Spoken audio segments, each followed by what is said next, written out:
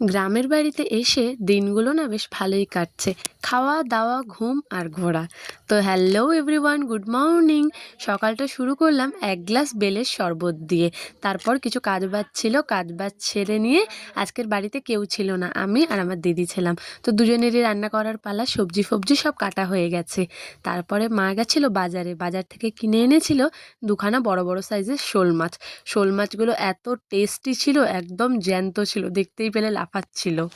তারপর দুপুরের খাওয়া দাওয়া সেরে আজকের না বাইরে শুয়েছিলাম, বলতে উঠোনে।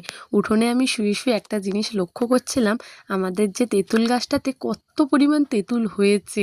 আর না তেঁতুলগুলো না পেকে পেকে গেছে, একটু জোরে হাওয়া দিলেই ঝরে পড়ছে। আর গাছ ভরে তেঁতুল হয়েছে, মোটামুটি তেঁতুল ভালোই খাওয়া হচ্ছে, পড়ছে আর আমরা নুন মাখিয়ে খাচ্ছি। তারপর আমাদের একজন রিলেটিভের বাড়ি থেকে না এই শুকাগুলো দিয়েছিল। কে কে শুকো খাও, শুকো বলতে শুটকি মাছ খাও, আমাকে কিন্তু কমেন্ট করে জানিও। তারপর সন্ধেবেলা সবাই মিলে চলে গেছিলাম মেলায়। আমাদের এখানে না একটা মেলা হয়, মেলাটার নাম হলো ১৪ মাদুল। অনেকটাই দূরে বাড়ি থেকে, তাও একটা টোটো ভাড়া করে গেছিলাম সবাই মিলে। বলতে এই মেলাটাতে আমাদের বাড়িতে যেরকম হরি পুজো হয়েছিল, সেই রকম এইখানেও হরি পুজো হয়। বিশাল বড় জায়গা জুড়ে মেলাটা হয়, আর অনেক দোকানদানি বসেছে।